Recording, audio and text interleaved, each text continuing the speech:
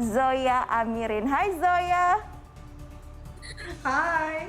Thank you so much for joining us again. So good to see you. All right, so Pleasure. let's just start, okay? Let's dive right in. So we heard that online dating apps led to the discovery that 40% of couples in Indonesia cheat in their relationships. Oh my goodness.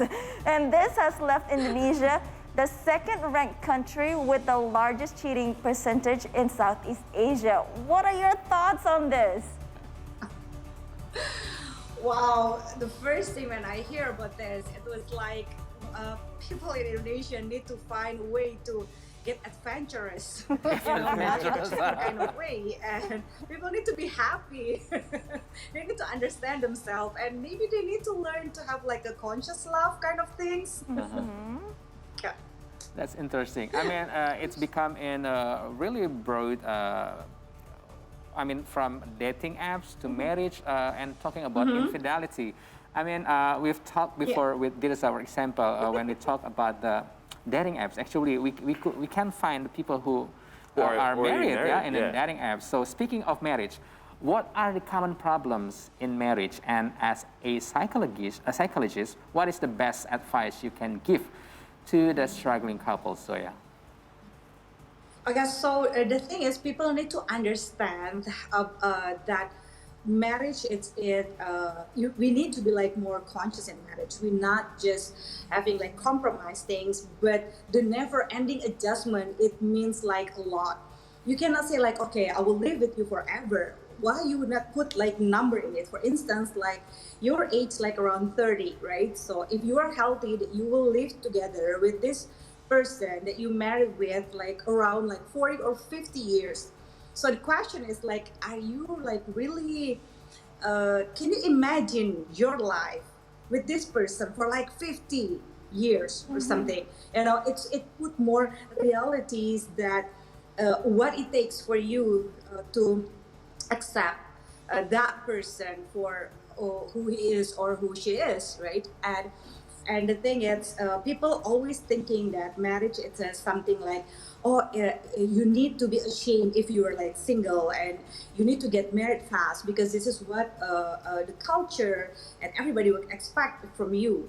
And when you get into marriage in rush and you're not really getting not understand the other partner, but the most important is actually understanding yourself, what you want, what you're looking for, what kind of love, what is your love language, what is like, uh, are you have enough love to give? Not that, oh, I don't feel love, so I need somebody else to make me happy, to love me. And that's we going to start a problem that not everybody's actually realize what marriage really took for, because in a healthy marriage you cannot ever losing yourself. Right, interesting. The term of healthy marriage. And previously, you mentioned about conscious love. So maybe you can Conscious love. conscious love. Yeah, maybe you can elaborate how we your tips furthermore how we do the conscious love in the situation of the marriage that we already in have. in conscious love, yeah, in conscious love, it means you understand yourself. Like, we not perfect as human, or we have like our past, but we need to understand what we actually craving for in relationship. Is that relationship something that is for a status, or is that something that we want a lifetime partner? What kind of thing that we've been fulfilled by getting married? That's the thing. And love, it's like the song says, it's a many splendid thing. It means love is also an action. Love is a feelings, as well as love also something concrete like a commitment. In the trilogy theory of love, the conscious marriage by Sternberg divine that it takes three kind of element in your marriage to be healthy. First, it's a real commitment. So you cannot just entering a marriage and you just assume a monogamy. What kind of monogamy that you want? Do you want a polygamy? Do you want like a casual things? What is a commitment that you want? It cannot be assumed that automatically it's going to be like monogamy. You need to talk about your boundaries. And the second thing is about the intimacy. The cuddling, the holding hands, the love expression, and I remember that I also in the past I'm talking about the love language and kind of things that to fulfill the intimacy and passionate. This is the three elements that's actually very important to have a conscious kind of love. You need to understand the passion that you will share with your partner, and sometimes you will get bored. Doesn't mean you get divorced. You just need to understand. You just need to adjust, as well as not always compromising in relationship. Interesting. Uh, So Dirza is listening, and you have the following question, right? Dirza, I've go got on. a lot of questions. Zoya, Dirza here. Well, I'm single. Unlike two of my colleagues, I don't know what they're going through. But does the concept of marriage add burden, extra responsibilities, or even like strain to the relationship? Is it better if for single guys like me to just stay in an open relationship or a de facto partnership? I mean, the love is the same, but just without the label. Is that the way to go? I like this question. It's a very good question. We need to understand what we're really looking for. If you only ready for a casual relationship, then so be it. Because commitment take like a lot of a different level. Some people want like a full-time partnership. Some people need just a casual relationship. But no matter what, make sure you're not the only one who wanting it. You need to make sure that as well as this is what you need, this is what been fulfilling for you. You also need to make sure that this is also fulfilling for the partner that you have this relationship with. You cannot assume a relationship. You cannot just like, hey, don't fall in love with me, or I'm easily falling in love or something like that. You need to be honest about your feelings, because like I say many times, I say mostly to my student that that love is like a ghost or and to be funny, like I make a jokes that love sometimes like jalangkung, you don't invite them. You have to just like it suddenly can come and out of the blue just get out. You just never know. So when times that you can feel love, then this is about like what you're going to do with it. Doesn't mean when you love someone, it's not necessarily mean that you have to have a relationship with that person. You love someone, it means you love someone, but doesn't necessarily that okay, I have to have you, I have to have a relationship with you. So it depends on what you need. So it's okay to have a casual relationship if you think that this is fulfilling for you, instead of jumping into a marriage or into another relationship, a commitment that you actually don't really know what to do with it or what you can be fulfilled, or if this relationship not really make the best version of yourself, that's even like more dangerous, or like easily can make you like have a lot of excuse to like cheating on your partner. Right. So Zoya, I've been married for 7 years now, and obviously I want to try to avoid anything bad from happening, right? So can you tell me what is the best way to avoid something bad from happening? Let's say one person in the couple cheats on the other and their partner wants to stay in the relationship, but the other doesn't. So what would be your advice?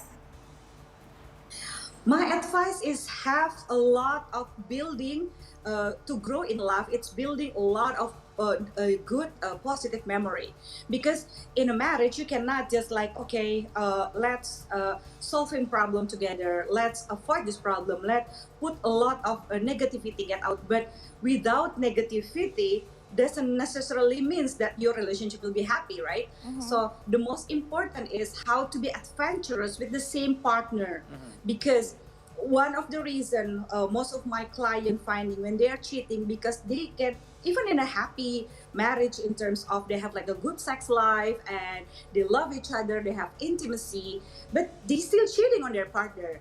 And most of the reason that they doing that, that's actually in the book and Mating in Captivity by Esther Perel. They also say like most people who cheating, they try to look for adventure and different version of themselves. Because if I'm with my husband or with my wife, I'm this kind of person. But when I'm with this person, I can be like a little bit childish or this kind of version, So that's the thing. You need to have fun in your relationship. You need to find like something that you find that adventurous together. Without that, it's gonna be like sucks to have a relationship, to like live it with somebody for like long time, and you will get bored. You don't understand what yourself, and you just will losing yourself, and like, oh, sometimes I don't want to be a wife, I don't want to be a husband, I just want to be like this kind of person. How about you having fun with your partner, building a good memories, and in doing so, you actually have a growing love in the process. The adventurous with the same partner, yeah, the adventurous activities. Interesting. So our last question, maybe Dirza, you can add if you want to ask another question, but maybe you want to add something else, anything else you would like to share as keys to a successful marriage? Okay, a successful marriage is actually really take a communication. It's true, but what kind of honest communication that you need? You need to have like a assertive communication. Assertive communication, it means a win-win solution, because it's not like saying what you think in marriage. It's really about saying how you feel. For instance, you are right. You say like, oh, I think that you are like not participate in this marriage, for instance. But if you say how you feel, people will be less offended. So you need to learn how to have a healthy argument. You can have an argument, you can get mad, and the most important is that you actually feel safe you feel vulnerable and safe at the same time in a healthy marriage. Because when you are in love with someone, you will feel vulnerable. It's impossible. If it's a good kind of love, you will feel vulnerable. But the thing is, it's how to feel vulnerable and safe at the same time that make a happy marriage actually. So be vulnerable with your partner, telling how you feel. If you're not even comfortable to telling your most desires is actually, or your darkest secret or whatever is that, some part of you will losing yourself and you will losing the relationship. So it's very important to have like a assertive communication, to say like, oh, I feel insecure, I feel jealous, or I feel love, and I feel like I feel disconnected. That's the thing. And can we figure this out? That kind of assertive communication that actually really help your healthy and happy marriage. Okay, Zoe, we've heard some good tips for the marriage couple, but to end this interview on a good note, can you tell us why single men who are still on the verge of getting married should not get married? Should not? Should not. Just some tips for Not some tips, just some words. Some words. Why shouldn't men get married if they're not sure yet? If you're not really sure yet, please find someone you cannot live without. In that terms of like, I know I can live with myself, but without this person, like my life will be like totally different, and it's not like so passionate and it's not exciting. But if you just like settle for less, for instance, you like, oh, okay, I think I can live with this person, please don't get married. Unless you're thinking like, okay, my life will be like so fun and excited, there's going to be like ups and downs, but this person is make it a better way, and I can be the best version of myself, then you get married. Without feelings of that, you better stay single. So those are the things to consider. Okay, I think you'll find a word to tell to your mom and to dad. Yeah. Zoya, thank you very much for a very insightful and fruitful discussion about how we manage the marriage for getting happier, lasting, yeah? Yes. Thank you very much for have a good conversation with us. Bye for now, Zoya. Bye. Bye. All right, I think we need to talk about this more, but I think we need to have some break right now. We're going for a break, but when we return, we will fly on a hot air balloon in Cappadocia. Keep it here on the City Stories on See Today.